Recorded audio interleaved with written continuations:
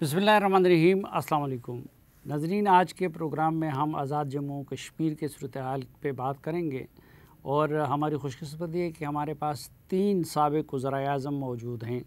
हमारे साथ तशरीफ़ रखते हैं जनाब सरदार अतीक अहमद ख़ान साहब, इस तरफ तशरीफ़ फरमा है राजा फ़ारूक हैदर ख़ान साहब और उनके साथ तशरीफ़ फरमा है सरदार तनवीर इलियास ख़ान साहब। तो राजा साहब आपसे शुरू करते हैं। जी फरमाइए। मैं इस एक तो अदब एतमाद वाली सूरत हाल है, इसकी बात नहीं कर रहा, जो इससे पहले एक्शन कमेटी ने जो कुछ किया और जिन नारों के साथ वो आए, आप क्या समझते हैं कि आज़ाद कश्मीर के सूरत हाल को यहाँ तक पहुँचाने में किसने बुनियादी किरदार अदा किया? हमारे जो ताजर भाई हैं, ये दुकानदार हैं, इन्होंने कोई कमेटी बनाई थी, बाद में तो उसको अवामी एक्शन कमेटी का नाम दे दिया गया। तो 2 मसाइल थे, एक बिजली के नर्ख के बारे में था और एक सस्ते आटे के बारे में था। वो हुकूमत पाकिस्तान ने आज़ाद कश्मीर हुकूमत को या किसी पोलिटिकल पार्टीज़ को एतमाद मिली है बगैर बिजली का नर्ख कर दिया 3 रुपये और आटा जो है वो 2000 रुपये मन कर दिया। अब ये है कि ना उन्होंने किसी जगह मुतालबा उनका नहीं था कि बिजली का रेट ये करो। देखिए बात यह है कि 4 रुपये कुछ पैसे है इसकी मंगला की प्रोडक्शन कास्ट है, उसके बाद O&M चार्जेस लगा के कुछ 7-8 बजे हो जाता है। अब यह है कि हुकूमत पाकिस्तान जो देती है ये 3 रुपये पर, इसकी जगह 80 अरब रुपये हुकूमत पाकिस्तान को मज़ीद भी जमा कराना पड़ता है इन डिस्कोस को। तो ये मैं समझता हूँ कि हुकूमत पाकिस्तान को ब्लैकमेल किया गया कश्मीर के नाम पर और वो घबरा गए और उन्होंने ये कर दिया। अब गुजारिश उसमें ये करना चाहता हूँ कि उसके बाद फिर उन्होंने कोई 38 मुतालबात कर लिए उन्होंने अपने, जो उनका काम नहीं है। मुनासिब बात यह है कि वो एक अपनी पार्टी को रजिस्टर करवाएं, इलेक्शन लड़े और अगर वो असम्बली में आते तो वो ज़रूर आए, उनका जमहूरी हक़ है। जो वो आज़ाद कश्मीर के अंदर तब्दीली लाना चाहते हैं, अगर उनको सादा अक्सरियत है तो वो करें, लेकिन ऐसे नहीं, ये जत्थों की सूरत में नहीं। अगर ये हुआ कल कोई और आ जाएगा फिर वो कहेगा ये करो, तो इससे एक सियासी फ़िज़ा जो है ना आज़ाद कश्मीर की ख़राब हुई। इसमें हुकूमत की नाइली भी है, अभी उसमें कोई शक नहीं है। और बात दरअसल में जो असल बात वो ये है कि सिर्फ ये नहीं थे, इसमें सारी पॉलिटिकल पार्टीज़ के लोग शामिल थे। मुस्लिम लीग के भी थे, पीपल्स पार्टी के भी थे, PTI के भी थे। ये एक बदबूदार सियासी निज़ाम जो है ना हम पर मुसल्लत किया गया है, ये कोई 2-2.5 साल पहले, जिसमें कहा गया जी कि पहले ये कहा गया जी ये 3 जमातें मिलकर बनाएंगी। ये PTI का जो था वो फॉरवर्ड ब्लॉक, मुस्लिम लीग और पीपल्स पार्टी। बाद में पता चला कि ये MLAs की हुकूमत है। कि वो फिर ऐसा एक निज़ाम आया, मेरिट भी ख़त्म हो गया, कुछ बात नहीं रही। अब अल्लाह का शुक्र है कि कल आज़ाद कश्मीर हाई कोर्ट ने जो हमने वो थर्ड पार्टी वैलिडेशन एक्ट जो लगाया था 2021 का, वो उन्होंने बहाल किया। यानी NTS के या कोई और इस तरह के इदारा हो कि जो लोगों को बग़ैर सिफारिश के भर्ती करे। मैं समझता हूँ कि इससे अच्छा तासुर गया और जाएगा नौजवानों पर। तो बात यह है जब आप इंसाफ ही ना रखें। अच्छा, दिलचस्प बात यह है साफ़ी साहब कि जिस जमात का आप वज़ीर-ए-आज़म है उसी जमात के लीडर ऑफ द अपोजिशन है। अच्छा, अपोजिशन जो होती है वो sits as a watch dog कि वो वहाँ पर देखती है। अब जब अपोजिशन ख़त्म हो गई तो किसी ने वो तो लेनी थी जगह, वो अपना उस वैक्यूम को फिल करना था, तो वो इन्होंने कर ली। तो जो अपोजिशन है वो बराए नाम थी, वो 4 आदमी या 5 हैं, वो उन्होंने कभी उस तरह की अपोजिशन की नहीं। उन्होंने लीडर ऑफ अपोजिशन नहीं, उनके जो 3-4 मेंबरान। तो इस वजह से जो निज़ाम कायम किया गया उसको लोगों ने मुस्तरद किया। ये नहीं है कि उन्होंने कोई ताजरों का साथ दिया, उन्हें इस निज़ाम को जिसका मैं भी हिस्सा था या उसको मजमूई तौर पर मुस्तरद कर दिया। अच्छा सरदार अतीक साहब, आप क्या समझते हैं कि किस वजह से ये सूरत हाल बनी? और राजा फ़ारूक हैदर साहब ने काफ़ी तफसील से बात की है, साहिब साहब का बहुत शुक्रिया। आज़ाद कश्मीर 2-3 बातें हैं। एक बात यह है कि पाकिस्तान में मजमूई तौर पर जो हालात हैं अदम इस्तेकाम के, एक तो ये उनका हिस्सा है, बलूचिस्तान हो, KP हो, GP हो, आज़ाद कश्मीर हो, तो उस लहर का हिस्सा है। एक बात तो ये है। दूसरी बात यह है कि आज़ाद कश्मीर के अंदर ये जो 30 महीने पहले हुकूमत कायम की गई, उस हुकूमत के बारे में बजा तौर पर यह कहा गया कि वो गैर सियासी, गैर जमाती और गैर नज़रियाती निज़ाम था। बदकिस्मती ये हुई कि मैक्सिमम लोगों ने उसका साथ दिया और वो हुकूमत वजूद में आ गई और उसी की जमात की अपोजिशन, उसी जमात की हुकूमत और एक वैक्यूम हो गया और पार्लिमानी अपोजिशन बिल्कुल ख़त्म हो गई और हुकूमत जो है दूसरी बात यह है कि वज़ीर-ए-आज़म साहब ने बहुत बासलाहियत आदमी हैं, बहुत ज़हीन आदमी हैं, लानोई आदमी हैं, आइन कानून को बहुत अच्छा जानते हैं, लेकिन उन्होंने कुछ बातें ऐसी की जो आज़ाद कशीर की पॉलिटिक्स में जनरली की नहीं जाती जो लोग इलेक्ट होते हैं। मसलन सेनेट की कमेटी को उन्होंने एड्रेस किया तो उन्होंने कहा कि मैं आखिरी आदमी हूँ अपनी नस्ल का जो कश्मीर में पाकिस्तान का नाम लेता हूँ। ये इंतहाई मुतनाज़ा बात थी कि कश्मीर में 99% लोग पाकिस्तान की बात करते हैं अल्लाह के फजल से, और आज भी पाकिस्तान के झंडे में दफन होते हैं 10 लाख फौज के मुकाबले में। देखिए, मैं एक बात आपसे गुजारिश करूँ साफ़ी साहब कि दुनिया में जितने भी कन्फ्लिक्ट जोन्स हैं उनको आप स्टडी करें तो अल्लाह के फजल व करम से आज़ाद कश्मीर आपको बहुत ऊपर दिखाई देगा, दुनिया के सारे कन्फ्लिक्ट जोन नीचे दिखाई देंगे। इस पर हमारी जमात की, हमारी लीडरशिप की जो उस वक्त मौजूद थी कश्मीर की, उन सब की मेहनत है और उसके नतीजे में यहाँ तक हम पहुँचे हैं। और एक आदमी ये कह रहा है कि यहाँ सिस्टम की ज़रूरत नहीं है। फिर एक दफ़ा कहा कि इस सारे निज़ाम को तो एक DC चला सकता है, फिर 70 से पीछे ले जाने वाली बात हुई और आहिस्ता आहिस्ता उस खराबी की तरफ गए। तीसरा जो है, आज़ाद कश्मीर का निज़ाम हुकूमत मुकम्मल तौर पर चौक रहा है, मुकम्मल तौर पर चौक रहा है। वो मेरे साथ स्पीकर थे, मैं फिर कहता हूँ कि बहुत बासलाहियत आदमी है, इंतहाई बासलाहियत आदमी, ज़रूरतमंद आदमी है, लेकिन परफॉर्मेंस ये थी कि ज़ीरो परफॉर्मेंस है गवर्नमेंट की इस सिलसिले में। चौथी बात यह है कि जब ये हल्ला गोला शुरू हुआ तो उनको एक एंगेजमेंट करनी चाहिए थी लोगों के साथ, उनके वज़रा ने की, हमारे लिए बड़े काबिल एहतराम है, लेकिन किसी बात को बर वक्त अटेंड नहीं किया गया। हत्ता कि जब ये पुंछ से काफ़िले चले हैं तो प्राइम मिनिस्टर साहब का एक स्टेटमेंट आया। प्राइम मिनिस्टर साहब ने कहा कि किधर जा रहे हैं, मुजफ्फराबाद आ रहे हैं, इनको पता नहीं है हुकूमत बैठी हुई है, एडमिनिस्ट्रेशन क्या होती है, पुलिस क्या होती है, और इनको अंदाज़ा नहीं है। आके तो देखें, मैं बताता हूँ क्या होता है। यानी गोया कि जिसे नहीं भी आना था वो भी रावलाकोट से कमर कस के निकल आया पुंछ से और आहिस्ता मुजफ्फराबाद की तरफ चल पड़ा, और फिर एक सिलसिला हुआ। और फिर यह है कि जो हंगामा आराई हुई पलाक में, चकसवाली में और दिरकोट में, चमैटी में जो कत्लेआम हुआ, हमारी उम्र इस वक्त 93 ईयर्स है मुस्लिम कॉन्फ्रेंस की। इस सारे अरसे में एक लाश 93 साल में नहीं गिरी। उसके मुकाबले में 2 साल में, 2.5 साल में जो है वो 15-16 लाशें गिर चुकी हैं। कोई कार्रवाई काबिल ज़िक्र इस वक्त तक वहाँ रिकॉर्ड पर मौजूद नहीं है। वीडियोज़ मौजूद हैं, सारा एविडेंस मौजूद है। पुलिस वालों के साथ जो बसलूकी की गई, इंसानियत उस पर शर्माती है, और जो प्रॉपर्टीज़ का अरबों रुपये का नुकसान किया गया। तो इस 30 में, और फिर चौथी 5वीं बात, वो बार बार ये कहते थे कि मैं 77 साल का जो गला सड़ा निज़ाम है, इस निज़ाम को मुझे मिला है और उसको मैं ठीक करना चाहता हूँ। अब इन 77 सालों में मैंने उनसे, इन साथियों की मौजूदगी में कहा कि आपके वालिद मोहतरम जो थे वो भी इस निज़ाम का हिस्सा थे। फैसल लाठौर साहब बैठे थे, इनके वालिद मोहतरम उनका हिस्सा थे। ये जो 2 हज़रात हमारे मोहतरम बैठे हैं, राय साहब और सदात रवी रियाज साहब, ये उस निज़ाम का हिस्सा रहे। मैंने तो कहा कि मुझे तो आप ज़रूर बुरा कहें, इसलिए कि मैंने आपको वोट नहीं दिया, अल्लाह का लाख लाख शुक्र है, लेकिन ये बाकी लोगों को क्यों गाली देते हैं? ये सारे के सारे निज़ाम का हिस्सा रहे। अगर 77 साल का कूड़ कबाड़ है, गला सड़ा निज़ाम है, तो 2 साल में आपने क्या कर लिया? ये बात वो थी जिसको नौजवानों ने लेकर सड़क पर निकल आए। उन्होंने कहा कि वज़ीर-ए-आज़म कह रहा है कि गला सड़ा निज़ाम है, फरशुदा निज़ाम है, बदबूदार निज़ाम है और 77 साल की खराबी है। तो 3, 4, 5 बातें एक वक्त में हो गई।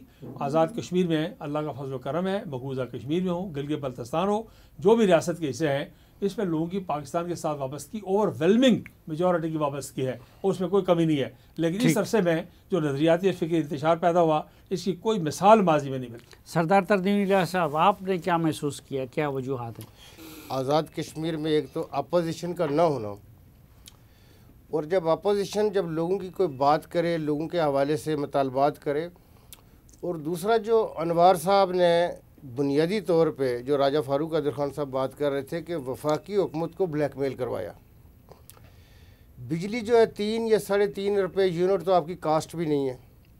अच्छा, आज़ाद कश्मीर के लोगों का ये मुतालबा भी नहीं था। मुतालबा क्या था? मुतालबा बड़ा जेन्युइन था। आज़ाद कश्मीर में 16 रुपये यूनिट बिजली की जो रेट था, अगर 100 यूनिट हो तो 16 रुपये रेट था, तो अगर 101 हो जाए तो 32 हो जाता था। लोग ये कह रहे थे कि जी अगर एक मतलब यूनिट आगे चला जाता है या 2 चला जाता है तो आप इसको डबल ना करें, इसके ऊपर रुपया 2 रुपये का आप इजाफा करें। वो बड़ा जेन्युइन मुतालबा था कि जी आप फौरी तौर पे अगर 101 हो जाए तो आप उसको डबल क्यों करते। अब जाके ये किया गया कि अब आपने उस रेट के ऊपर आप उसको लेके आ गए हैं कि जहाँ पे जो भैंसों के जानवरों के बाड़े भी हैं, जहाँ पे ज़रूरत है, नहीं ज़रूरत है, इतना गैर ज़रूरी बिजली का इस्तेमाल हो रहा है कि जहाँ पे आपकी जेन्युइन रिक्वायरमेंट होगी वो पूरी नहीं हो सकेगी। दूसरा ये है कि आटे के हवाले से अच्छा, फिर इसमें ये हुआ कि जो आपका कानून साज असम्बली है, जो रियासत का सबसे मुकद्दस ऐवान है, जहाँ पे जिन मुंतखब लोग आते हैं, कानून साजी करते हैं, उसको बाहर रखा गया। आटे के हवाले से ये है कि आज़ाद कश्मीर की जो टोटल पूरे साल की कंजम्पशन है वो 4.5 लाख टन है। 4.5 लाख में से 1.5-2 लाख गंदम वहाँ पे पैदा होती है। जो बाकी डेफिसिट है उसको वफाक सब्सिडाइज करता है। जब मेरी गवर्नमेंट थी तो हम इस पे वर्किंग कर रहे थे, हमने कमेटी बनाई हुई थी जो उसने अनाउंस कर देना था कि जिस आदमी की इनकम 80,000 से 1 लाख तक है उसको हम आटा बिल्कुल फ्री दे देते हैं। हमारा कहना ये था कि जिसके कुत्ते मक्खन खाते हैं, जिसकी करोड़ों रुपए की इनकम है, उसके प्लाजे हैं, उसके और बड़े ज़राए हैं, उसकी मिलें चल रही हैं, उस आदमी को तो सस्ता आटा नहीं चाहिए। ना रियासत ये बाहर उठा सकती है कि उसको सस्ता आटा दे। और फिर हमने इसके ऊपर देखा कि आज़ाद कश्मीर में गंदम पैदा कितनी हो सकती है। तो आज़ाद कश्मीर में 1 मिलियन टन से ज़्यादा की आपका पोटेंशियल मौजूद है। फिर ये था कि आप लोगों को तरगीब दें कि जी आप अगर इसकी स्पोर्ट प्राइस अच्छी कर लें तो हमारा पंजाब का फार्मर, हमारा सिंध का, हमारा केपी का फार्मर भी आज़ाद कश्मीर में जाके गंदम लगाएगा, आप स्पोर्ट प्राइस अच्छी कर दें। फिर आज़ाद कश्मीर का जो ज़िम्मेदार है उसके हवाले से कि वहाँ ज़ाफ़रान का बहुत पोटेंशियल मौजूद है कि ज़ाफ़रान तोले में बिकती है। आपकी चाय की काश्त का आज़ाद कश्मीर के अंदर बहुत अच्छा पोटेंशियल मौजूद है, लोग बाज़ जगहों पे करते भी हैं। तो लोगों को जो सीधे रास्ते के ऊपर हमने लगाना था वो चीज़ें छोड़ के ये कमेटियाँ बुनियादी तौर पे, इन कमेटियों के बनाने में अनवारुल हक साहब खुद शामिल थे पूरे इस सिस्टम को हाईजैक करने के हवाले से। आज़ाद कश्मीर का देखिए जो बनाया हुआ निज़ाम है, हमारे एक तो मिलियंस की तादाद में महाजरीन पंजाब में, केपी में, सिंध में और बलूचिस्तान में आबाद है जो मुख्तलिफ़ औकात में हिजरत करके आते रहे। 89 के बाद जो महाजरीन हमारे पास आए, हमारे पास 7-8 कैंप मुजफ्फराबाद में जो महाजर कैंपों में वो लोग हैं, और हमारे पास 6 कैंप बाग में हैं जहाँ पे महाजर लोग आबाद।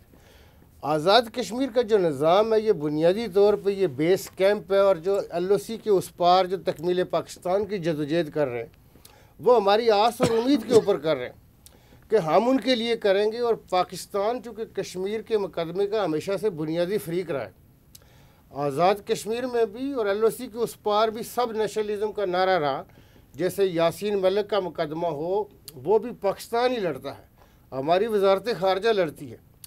एंटी पाकिस्तान सेंटीमेंट आज़ाद कश्मीर के अंदर कभी किसी ने नहीं देखे, चूँकि ये आज़ाद कश्मीर के हवाले से बलूचिस्तान में मसाइल हुए होंगे, सिंध में हुए होंगे, केपी में हुए होंगे। जिम्मेदार कौन था इस सब? इसमें हम बुनियादी तौर पे चौधरी अनवारुल हक साहब को, सरदार अतीक साहब तो उनको बहुत मतलब ज़हीन और फ़तीन कह रहे हैं। मेरे कागजात में ये है कि मैं ये समझता हूँ कि चूँकि चौधरी अनवारुल हक साहब को इनके वालिद साहब ने डिस्ट्रिक्ट फूड कंट्रोलर इनको लगवाया था ग्रेड 16 में। अगर इनके वालिद साहब समझते कि ये बंदा सियासत के अहल है तो वो इनको अपने जानशीन के तौर पे, वो चूँकि एक सियासी आदमी थे, इनको जानशीन के तौर पे तैयार करते। चौधरी अनवारुल हक साहब पहली दफ़ा 2006 की असम्बली में आए, 4 दफ़ा गवर्नमेंट टापल हुई, 4 वज़राए आज़म तब्दील हुए। दोबारा 2021 में हम इनको लेके आए, अब भी यही होने जा रहा है, चौथा वज़ीर आज़म आ रहा है। वो बुनियादी तौर पे एक साजिशी ज़हन के आदमी हैं, साजिश करना, निज़ाम के ख़िलाफ़ साजिश करना। चलो वो यहाँ पे मौजूद नहीं है। नाजरीन एक मुख्तसर सी ब्रेक लेते हैं, लेकिन उससे पहले आपको ये बताते चलूँ अनवारुल हक साहब को हमने मदऊ किया था प्रोग्राम में, लेकिन वो मुजफ्फराबाद में हैं और हमने उनको टेलीफ़ोन का भी ऑप्शन दिया था, लेकिन वो कह रहे थे कि नहीं, वो बिलमुशाफा बैठ के बात करना चाहेंगे किसी और वक्त। तो उनसे मुतालिक जो गुफ्तगू हुई या हो रही है तो ये फ़ोरम उनके लिए हाज़िर है, वो जब भी अपना मौक़िफ़ देना चाहते हैं। एक मुख्तसर ब्रेक लेते हैं और वापस आते हैं तो गुफ्तगू का सिलसिला यहीं से आगे बढ़ाते हैं। हमारे साथ रहिए।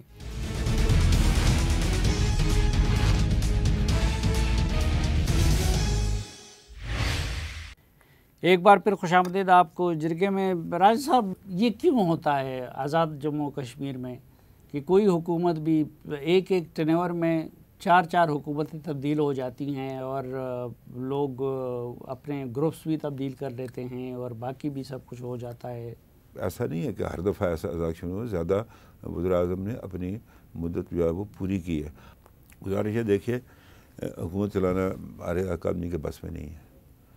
अब बात यह है कि मैं अब चूँकि वो जा रहे हैं तो उसके बारे में बात करना मुनासिब नहीं, उधर मौजूद भी नहीं है तो अच्छा नहीं लगता। लेकिन जो सबसे बड़ा ऑफिस है वो प्राइम मिनिस्टर सेक्रेटेरिएट है, वो उजाड़ पड़ा हुआ। अच्छा, प्राइम मिनिस्टर हाउस मुजफ्फराबाद में उजाड़ पड़ा हुआ है, कश्मीर हाउस जहाँ प्राइम मिनिस्टर का वो उजाड़ पड़ा हुआ है, वो एक और जगह रहते।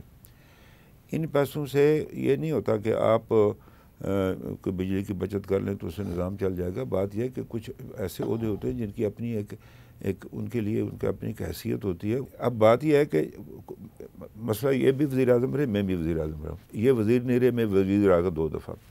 आज़ाद फिल्म जो हमारा निज़ाम है, ये वज़ीर आज़म रहे, ये वज़ीर नहीं रहे, कि एक काम हो गया किसी का, वज़ीर साहब ने उसका किया, उसका काम हो गया, ये नहीं मैं कहना जायज़, लेकिन उसकी भूख तब तक ख़त्म नहीं होती जब तक वज़ीर आज़म से मुलाकात ना कर ले। तो कहने का मकसद ये है कि वहाँ पर सियासी जमातों का वो कारकुनों का बड़ा करीबी एक रब्ता रहा, और प्राइम मिनिस्टर जो है वो हमेशा अवामी आदमी रहा। उसने कभी इस बात, ये नहीं है कि आप मर्सिडीज़ कार छोड़कर सुजुकी पे बैठ जाए तो इससे आप अवामी बन जाए, नहीं। जब तक आपका लोगों के साथ, जिस तरह उन्होंने फरमाया कि जब तक आपका लोगों के साथ जब एक्सेस नहीं होगी तो ये होगा। तो एक इशू थे, गवर्नेंस के इशू थे, ये भी एक वजह बनी जिसकी। सरदार दीक साहब, ये जो एक्शन कमेटी के साथ जो वादे हुए हैं, तो आप क्या समझते हैं कि नई हुकूमत उसको पूरा कर देगी? साबिर साहब, ऐसे है कि ये जो वादे हुए हैं ये हुकूमत पाकिस्तान की सतह पर हुए हैं, पाकिस्तान मुस्लिम लीग और पाकिस्तान पीपल्स पार्टी की सतह पर हुए हैं और हाईएस्ट लेवल पे हुए हैं। इसके 2 पहलू हैं। एक पहलू तो ये है कि ये बहुत खुशी की बात है, बड़ा खुशकुन है कि जो नौजवानों की सोशल मीडिया पे तकरीरें मौजूद हैं कि हम दूसरे मुल्क से बात नहीं करेंगे, पड़ोसी मुल्क से बात नहीं करेंगे, सिर्फ रियासती हुकूमत से बात करेंगे। तो मैं समझता हूँ कि नजरिया इलाके पाकिस्तान की और कश्मीर बनेगा पाकिस्तान के मौक़िफ़ की तायीद हुई है। हम खुश हैं कि वो इस्लामाबाद में भी आगे बैठे हैं और मुज़फ़्फ़राबाद में भी वक्ती वज़रा के साथ बैठे हैं। एक इसका पॉलिटिकल आइडियोलॉजिकल पहलू है। दूसरी बात यह है कि जो हुकूमत आगे आएगी, और यकीनन पीपल्स पार्टी ने अपने नंबर पूरे कर लिए, तैयारी कर ली है, 4 दिन लगते हैं, हफ्ता लगता है, 10 दिन लगते हैं, मैं कह नहीं सकता, लेकिन जब ये हुकूमत बन जाती है तो ये हुकूमत जो है इन वादों को, चूँकि हुकूमत पाकिस्तान ने ये वादे किए हुए हैं, इसलिए इन वादों को पूरा करना चाहिए भी और ये यकीनन करेगी भी। ये हुकूमत जो बनने वाली हुकूमत है, अब उसके लिए जो अखलाकी मुश्किलात हैं, जो मॉरल मुश्किलात हैं, वो ये हैं, हमारे लिए काबिल एहतराम लोग हैं सारे, दोस्त अहबाब हैं, अपने साथी रहे हैं पार्लियामेंट में, कि जिसका अभी राय साहब ने भी जिक्र किया, सरदार तनवीर साहब ने भी जिक्र किया, पिछली हुकूमत में भी प्रारंभ ये था कि जो लोग हुकूमत बना रहे हैं वही अपोजिशन में भी बैठे हुए हैं, एक ही जमात की हुकूमत इधर भी है उधर भी बैठे हुए हैं। इस हुकूमत को भी जो लोग बना रहे हैं, वोट दे रहे हैं, फैसला हुआ है जो उसके मुताबिक, जिस इस वक्त तक है जो है उसके मुताबिक वही लोग वोट देने के बाद अपोजिशन में बैठेंगे। अब ये जो सूरत हाल है, किसी हुकूमत को चलाने के लिए तोप और तीरों तफंग नहीं चाहिए होता, एक मॉरल आइडियोलॉजिकल स्ट्रेंथ चाहिए होती है। वो ना पिछले सिस्टम में थी और ना आने वाले सिस्टम में मुझे दिखाई देती है। वो बड़ी बड़ी बड़ी कमज़ोरी का पहलू है।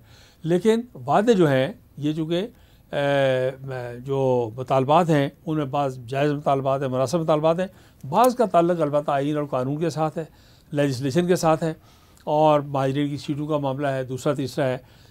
साहिब साहब जो 6 नवंबर आ रहा है, इस 6 नवंबर में ब्रिटिश अखबारात के मुताबिक, मैं अपनी बात नहीं करता, बरतानवी अखबारात के मुताबिक सिर्फ एक हफ़्ते में जम्मू के जंगलों में 3.5 लाख लोग शहीद हुए हैं। हमारे जो लोकल उस वक्त अफरोज़े हैं, माना में हैं, उनके मुताबिक 5 लाख से ज़्यादा लोग शहीद हुए हैं, और वो सारे महाजर होकर पाकिस्तान में आए। उनको आप वोट के हक़ से महरूम करना चाहते हैं, ये भी एक मुतालबा है। ये जो है ये एडमिनिस्ट्रेटिव मामला नहीं है, इंतज़ामी मामला नहीं है कि कमेटी फ़ैसला कर सके।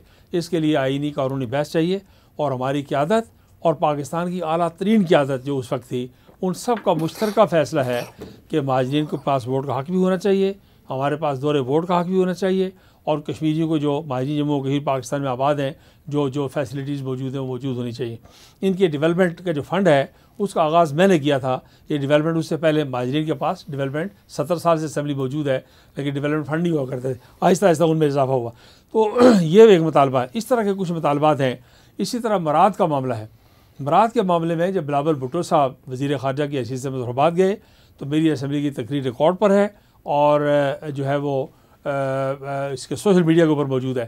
तो हमने इसका बहुत पहले जिक्र किया था, लेकिन हमारे बाकी सारे साथियों का इस तरह ख्याल है, मेरा भी उस पर पुख्ता ख्याल है कि आज़ाद कश्मीर में कोई ऐसी काबिल ज़िक्र बरात नहीं है जो बलूचिस्तान से ज़्यादा हो, कोई केपी से ज़्यादा हो, कोई पंजाब से ज़्यादा हो, कोई फाटा से ज़्यादा हो, किसी और इलाके से ज़्यादा हो।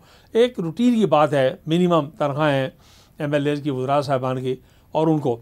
लेकिन ये बात मुतालबात का जो एजेंडा है, मैं आपसे गुजारिश करूँ कि पहले 3-4 का था जिस तरह इन दोस्तों ने जिक्र किया है, फिर 38 हो गया। अभी मैं आपसे अभी रिकॉर्ड पे ये गुजारिश करना चाहता हूँ कि ये सारे के सारे मुतालबात हल भी हो जाएं तो इसके बावजूद मुतालबात जारी रहेंगे और कुछ लोग सड़कों पर रहेंगे। वो सड़कों पर रहना चाहते हैं, एहतजाज करना चाहते हैं, वो आज़ाद कश्मीर हुकूमत के स्टेटस के लिए बाहर निकलेंगे, कराची माहदे के लिए बाहर निकलेंगे, वो एक्ट 1974 के लिए बाहर निकलेंगे और मुतवाज़ी हुकूमत बनाने की कोशिशों के लिए बाज़ लोग, उनकी ख्वाहिश है, निकलेंगे या नहीं निकलेंगे। तो ये दास्तान तवील होती जा रही है। इसलिए इसमें आप ये समझें अगर कि कोई मसाइल हल हो जाएंगे तो मामला सेटल हो जाएगा, इस तरह की बात नहीं है। जी सरदार, एक अगर बात की वजाहत कर, अगर आप इजाज़त दें, गुजारिश ये है कि बिल्कुल दुरुस्त फरमाया उन्होंने, हमें चाहिए 27 हुकूमत बनाने के लिए। अब ये 30, 35, 36 किस लिए बनाने हैं आपने? ये वही वाली बात है जो पिछली दफ़ा हुई। एक तो ये ख़राबी है इसमें। दूसरी गुजारिश आपसे करना चाहता हूँ, मैं परसों हमारे मरकज़ी वज़रा थे, उनके साथ मीटिंग थी, तो मैंने असर इकबाल साहब से पूछा आप किस हैसियत में मुज़फ़्फ़राबाद गए थे मुज़ाकरात करने के लिए? मुझे इनकी बात से इख्तिलाफ। मैं कहा आप तो अजनबी थे आइन के तहत, एलियन, आप कौन हैं? ये हुकूमत आज़ाद कश्मीर का काम है, वो करेगी ये मामला। न इसको असम्बली की बैकिंग है, न कैबिनेट की बैकिंग है, कौन इसको करेगा? मतलब है अच्छा, एक सुप्रीम कोर्ट का एक फ़ैसला है, आपने उसको रिवर्स पहले जब तक नहीं करेंगे तब तक कैसे आप ये फलां काम करेंगे? अच्छा, फिर जो इसमें माली मुज़मरात हैं, जब तक वो फाइनेंस बिल नहीं आएगा आप कैसे उसको वो आपने कर दिया जी, हो गया जी, कैसे हो गया? तो ये इश्यूज़ हैं। ये मतलब है ये आसान काम नहीं है, ये इट्स ए सीरियस थिंग कि आप उसको फाइनेंस बिल आए बगैर जो आप मंजूरी दे दी आपने। जी सरदार साहब, देखिए, एक तो मैं ये गुजारिश करूं कि ये जो इस वक्त पीपल्स पार्टी को जो रिक्वायर्ड तादाद थी वो 27 ही हमने अब तक रखे हैं। जो हमें बाकी हमायत का, जो राजा साहब भी, सरदार साहब भी कह रहे हैं, हमें ज़्यादा की ज़रूरत नहीं है। और मेरा ये ख्याल है कि इस वक्त जो अगर पीपल्स पार्टी की हुकूमत बनती है तो वो वाला काम नहीं होगा कि जी अपोजिशन में वो है। वो हमें, चूँकि PMLN ने ये कहा हुआ है कि जी अगर आपको हमारे वोटों की ज़रूरत पड़ती है आप हुकूमत साजी करें, हम आपको वोट दे देंगे, लेकिन हम शायद वजारतें नहीं लेंगे। तो उस सूरत में सुबह राजा फारूक गदर साहब के साथ हमारी मीटिंग थी, तो उसमें यही हुआ कि चूँकि पीपल्स पार्टी को जो रिक्वायर्ड नंबर है वो पूरे हैं। पीपल्स पार्टी अगर हुकूमत में आ जाती है और PMLN जो है वो अपोजिशन बेंचों पे बैठती है तो एक निज़ाम बनता है। चूँकि देखें, सियासत में और जमहूरियत में जो पार्टियाँ होती हैं, एक ने हुकूमत करनी होती है, दूसरे ने अपोजिशन करनी होती है, लोगों की आवाज़ बुलंद करनी होती है। और लोगों को भी ये होता है कि अवान के अंदर हमारी बात भी हो रही है, हमारे हवाले से भी डिस्कस हो रहा है, तनकीद भी होती है, अच्छे काम की तायद की जाती है, और अगर कोई सही काम ना हो तो उसके ऊपर तनकीद की जाती है। मैं ये समझता हूँ कि आज़ाद कश्मीर में अनवारुल हक साहब ने जो एनवायरनमेंट क्रिएट कर दिया, उस एनवायरनमेंट को ठीक करना बड़ा ज़रूरी है। क्योंकि हम इस रियासत को पाकिस्तान का दफाई असार समझते हैं, और इसका जो माहौल है, जो पुरअमन माहौल है, हम नहीं चाहते कि ये माहौल ख़राब हो। अगर आज़ाद कश्मीर के अंदर इंतशार होगा, हम गलोगीर होंगे, हम आपस में इस तरह के मसाइल से दो चार होंगे, तो वो लोग भी मायूस होंगे और उस तहरीक को भी, उस जहाद को भी नुकसान पहुँचता है। नाजरीन, एक मुख्तसर ब्रेक लेते हैं और वापस आते हैं तो गुफ्तगू का सिलसिला यहीं से आगे बढ़ाते हैं। हमारे साथ रहिए।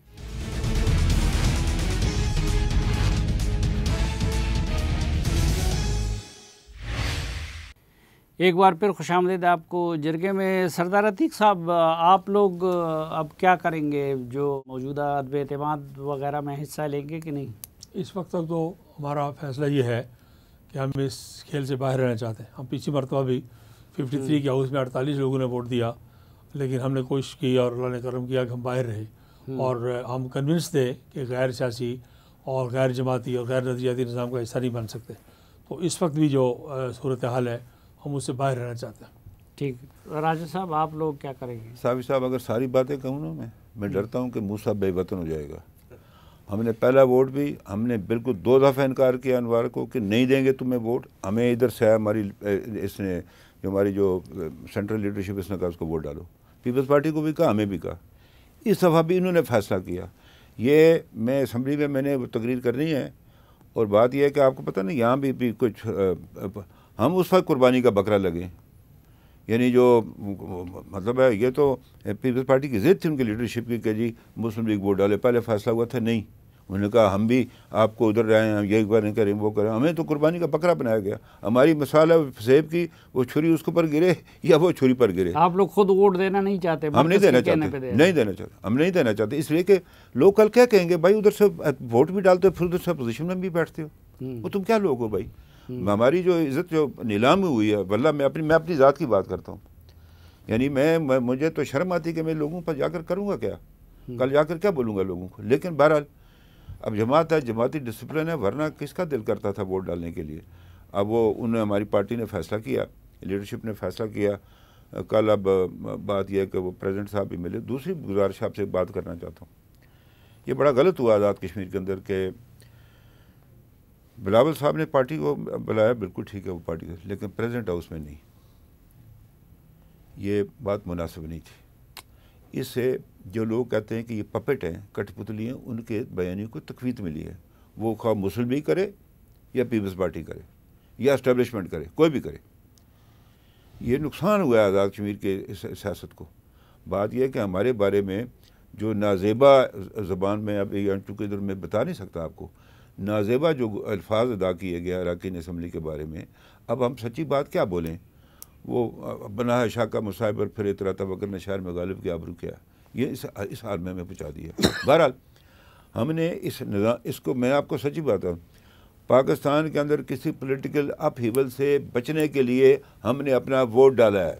मुझसे कोई नहीं वोट ले सकता।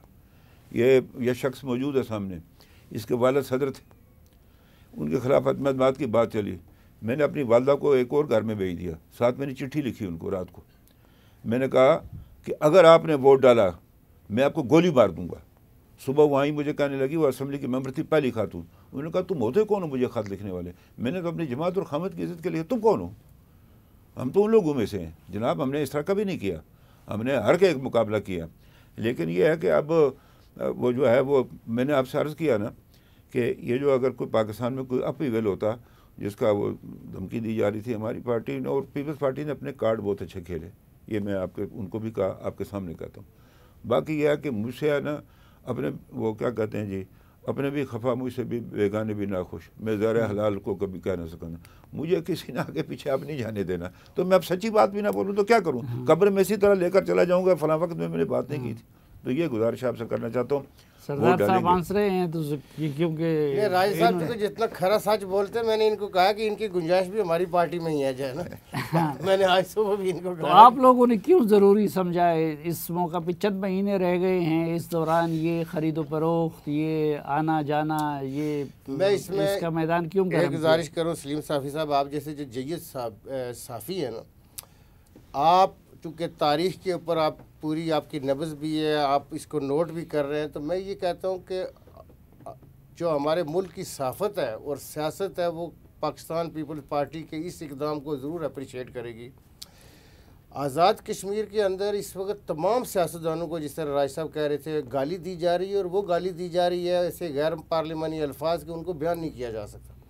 इस वक्त जो पीपल्स पार्टी ने ये स्टेप उठाया कि आज़ाद कश्मीर के अंदर वापस सियासी निज़ाम को बहाल किया जाए, अगरचे इसका स्टेप जो है वो शहबाज शरीफ साहब ने, आज सुबह मेरी राज साहब से बात हो रही थी कि शहबाज शरीफ साहब ने सबसे पहले राजा परवेज़ रशीद साहब को और कमर ज़मान कायरा साहब को बुला के ये कहा कि ये जो आज़ाद कश्मीर के अंदर जो निज़ाम है, ये अगर 8-10 माह अनवारुल हक का अगर रहा तो फिर आज़ाद कश्मीर में हालात को शायद ठीक करना किसी के बस में नहीं होगा।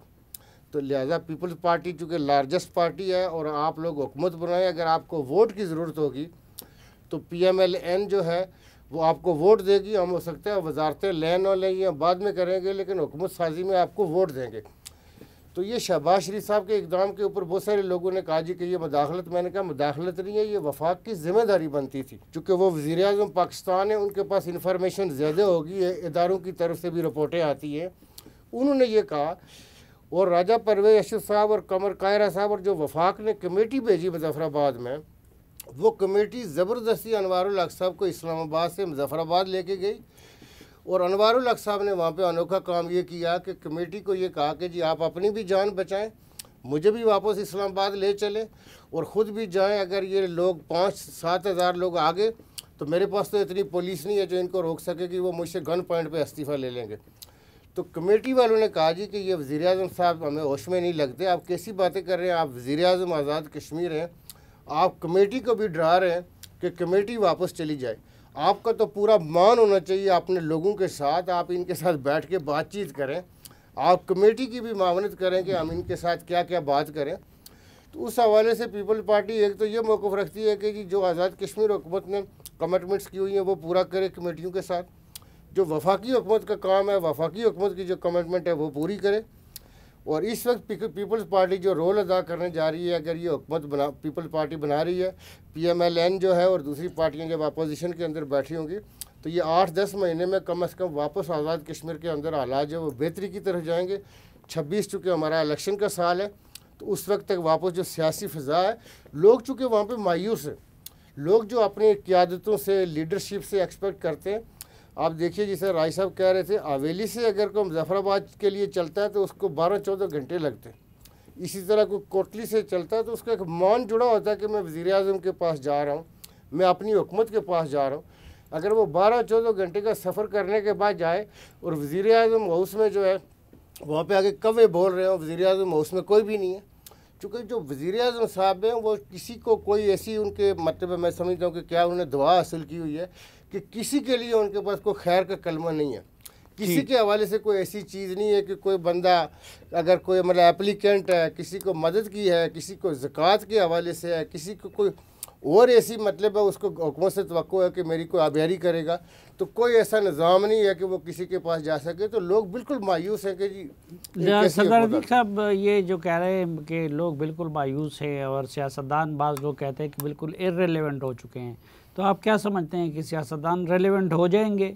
आज़ाद जम्मू कश्मीर के लोगों का हों, बाजी जम्मू कश्मीर हों, कश्मीरी तारकीन वतन हों, उनका सियासी शऊर बहुत बेदार है, नज़रियाती लोग हैं, जमहूरी लोग हैं, डेमोक्रेटिक प्रोसेस का हिस्सा रहना चाहते हैं। सारे जितने मार्शल लॉ गुजरे हैं, फील्ड मार्शल अयूब खान के ज़माने में सरदार अयूब खान साहब 18 महीने फांसी की कोठरी में थे, यहाँ फांसी की कोठरी में डेसल में। जुल्फ़िकार अली भुट्टो साहब के ज़माने में 18 महीने जेल में थे। जनरल ज़िया-उल हक के ज़माने में 18 महीने जेल में थे। मैंने खुद ये शबरातें मार्शल लॉ की इब्तदाई ज़माने में जेल में गुजारी हैं। तो सवाल ये पैदा होता है कि आज़ाद कश्मीर के लोगों का जो सियासी शऊर है तो बहुत बालग है, और गिलगित बल्तिस्तान के जम्मू कश्मीर के हो, माजरीन हो, तो ये जो सिलसिला है इसको अल्लाह के फजल करम से लोग कायम रखेंगे। और ये जो फारूक हैदर साहब ने और सरदार तब्दील यार साहब ने जिन बातों की तरफ इशारा किया है, ये दरमियान में एक पीरियड ऐसा था जिसमें कि इंतज़ामी तौर पर तामीर और तरक्की के अतबार यानी आज़ाद कश्मीर पहले तो रियासत उस तरह तकसीम हुई आर पार, उसको मज़ीद तकसीम करने की कोशिश की गई।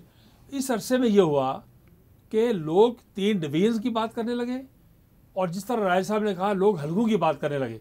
यानी आज़ाद कश्मीर एक ख़िता है, दिफाई इसार है, कायद आज़म ने शारक कहा आप रियासत की बात करें, मुल्क की बात करें, इज्तिमाइयत की बात करें, आपने सारा कुछ महदूद कर दिया है, तो उसका बहुत नुकसान पहुंचा है। ये सारा बहाल हो जाएगा इंशाल्लाह। राजा साहब से बात कर रहे जो आपने बात इनसे की है, गुजारिश ये है कि आज़ाद कश्मीर हाई कोर्ट ने एक फ़ैसला बलदियाती इलेक्शन के वाले से दिया था जिसको खैतान कर अदालत ने असम्बली में भी लिया है। असम्बली के एक्ट के तहत कोई शख्स अपनी पार्टी नहीं तब्दील कर सकता। ठीक है, PTI की रजिस्ट्रेशन नहीं हो सकी थी कानून के मुताबिक, लेकिन उन्होंने एक पार्टी के उस पर इलेक्शन लड़ा था। गुजारिश आपसे करता हूँ, ये अमदन जानबूझकर इरेलीवेंट किया। मैं असम्बली में अगर वो वज़ीर उठे, दोनों को कुरान दूंगा, उठो कि तुम्हें इसके सदर के बारे में उस फलां आदमी ने जिन्होंने बनवाई है, ये ऐसे नहीं है। ये आज़ाद कश्मीर की सियासत में पॉलिटिकल पार्टीज़ को ख़त्म करना चाहते थे लोग और पॉलिटिकल लीडरशिप को बर्बाद करना चाहते थे। ये बनाई गई। मेरे पास वो साहब आए, कहने लगे जी हमारे पास 23 मेंबर हो गए हैं। मैंने कहा तुम्हारे 43 हो जाए, मेरे पास क्यों आए तुम? मैंने थोड़ा कोई इस पार्टी में तुम्हारी जाना है। थोड़ा सा अगर ये माजरीन की सीटों के बारे में भी आप अपनी राय दें। बात यह, मेरी खुद माँ श्रीनगर की रहने वाली, दुनिया की कोई ताकत माजरीन की नशस्त से ख़त्म नहीं कर सकती। ये ख़त्म करनी, ये फिर वो जो हुआ था 5 मई हुआ था 2019, उसको जो है ना ये फिर तकवीत देना, फिर ये कश्मीर इशू को ख़त्म करना है। फिर ज़रूरत क्या आज़ाद कश्मीर की? इसको सूबा बना दें, इसको तोड़ दें, ज़िला में तकसीम कर दें पाकिस्तान की। ये कैसे हो सकता है जी? यानी मेरे नज़दीक जो 2.25 लाख आदमी शहीद हुआ था, 3.5 लाख ने पनाह ली थी, 1 लाख शहीद अभी हुआ 30 साल में कश्मीर में, उनको हम छोड़ देंगे? कैसे छोड़ेंगे? वो हमारे जिस्म का हिस्सा है। और ये अच्छा, वो जो सदर है इस कमेटी का, वो खुद महाजर है, घंटा मूल्य का रहने वाला है। उसका बाप इनके वालिद का और मेरे वालिद का इंतहाई प्यारा सियासी कारकुन था, मीर हबीबुल्लाह, वो भी उठकर बात करता है। ऐसी बात है, ऐसा लोगों ने चक्कर चलाया। और ये मैं आपको फिर साफ़ी साफ करना चाहता हूँ, इन सारी बातों को तकमील करने के लिए पॉलिटिकल पार्टीज़ को कमज़ोर किया गया और इरेलीवेंट करने की कोशिश की, पॉलिटिकल लीडरशिप को करने की कोशिश की गई। और ये सारा बात, ये उसने क्या कहा था, उसने कहा उसने इसको फ़ोन उसके मुंह पर खड़े करके, दो वज़ीर गवाह इसके, कि तुम पर मैंने 5 करोड़ रुपए लगाया, आज हमें आंखें दिखाते हो। ये एक्शन कमेटी हमें बताती है, हमें कहती है कि सहूलतकार और चोर, अपने इनको कुछ नहीं पता। बात ये है। जी तनवीर इलियास साहब, एक जुमला में आपकी सरदार साहब की इजाज़त से, ये जो माहिरीन जम्मू कश्मीर हैं उनके बारे में इतनी बात समझनी चाहिए कि माहिरीन जम्मू और कश्मीर, रियासत जम्मू और कश्मीर का आइनी, कानूनी, सियासी, नज़रियाती, तहरीकी, पार्लिमानी और सरकारी निज़ाम का हिस्सा है। इसे कोई दुनिया की ताकत अलग नहीं कर सकती। जी सर, देखिए मकबूजा कश्मीर में भी जो डिस्प्लेस कश्मीरी हैं उनके हवाले से 25 सीटें वहाँ पे भी उन्होंने रखी हुई हैं, चूँकि उनके पास डिस्प्लेस जो लोग हैं वो वहाँ पे मौजूद नहीं है, हमारे पास वो मौजूद है। जिस तरह अभी सरदार अतीक साहब कह रहे थे कि हमारी फिगर 5 लाख से ऊपर है, जो यूरोपियन मीडिया है वो 3 लाख के करीब वो भी एडमिट कर रहा है कि जम्मू के लोगों ने शहादतें दी। हम ये कह रहे हैं कि जो हमारे लोग पंजाब में, केपी में, सिंध में, बलूचिस्तान में आबाद हैं, इनसे इनकी शनाख्त नहीं छीनी जा सकती। और कल जब हमारी राय शुमारी होनी है, चूँकि पाकिस्तान का मौक़िफ़ ही हमेशा ये है, जो हिंदुस्तान पीछे हटता है, जो हिंदुस्तान ने सिक्योरिटी काउंसिल में कमिटमेंट दी थी कि जी कश्मीरियों से पूछा जाएगा कि वो कैसे रहना चाहते हैं। तो कल अगर राय शुमारी होती है, हिंदुस्तान चूँकि इस वक्त 70 लाख से ज़्यादा नॉन कश्मीरियों को डोमिसाइल जारी कर चुका है, हम ये जो हमारी माजरीन की सीटें, हम इसके ख़त्म करने के हक़ में बिल्कुल नहीं है। ये ख़त्म नहीं होनी चाहिए। उन लोगों की नुमाइंदगी मौजूद है और वो माजरीन है कि जो अपने घर बार सब कुछ छोड़ के, लेकिन एक्शन कमेटी के साथ जो वादा हुआ है तो उसका क्या हो? वो तो चूँकि जो हुकूमत ने किया है उन्होंने उसके अंदर, हम ये समझते हैं कि उन्होंने को रखा हुआ है उसका कोई तरीक़ाकार, लेकिन ये चूँकि आइन और कानून के अंदर रहते हुए उसकी कोई लेजिस्लेशन की ज़रूरत होगी। लेकिन आज़ाद कश्मीर की जो पॉलिटिकल लीडरशिप है वो कश्मीर जो माजरीन की सीटें उनके ख़त्म करने उन्होंने स्टडी करने का वादा किया है, उन्होंने वादा नहीं किया। ऐसे हुआ साफ़ी साहब कि ये मैंने आपसे कहा ना ब्लैकमेल किया गया। उन्होंने कहा जी सुबह अगर बंदे मर गए तो फिर हिंदुस्तान पाकिस्तान बराबर हो जाएंगे। अच्छा चलो हम इसको कर लेते हैं, लेकिन हुआ नहीं। उस पर सिर्फ मैं आप बताऊँ, अनवार ने कहा मैं ये नहीं करूँगा, ये इस पर मैं दस्तखत नहीं करूँगा। किसी की अच्छी बात याद रखनी चाहिए, उसने कहा इस पर दस्तखत मैं नहीं करूँगा। तो वो मतलब ऐसा बनाया गया ना, मैं अल्फन आपसे कहता हूँ, ये 25 से 30 हज़ार आदमी थे जिन्होंने 45 लाख लोगों को यरगमाल बनाया हुआ था।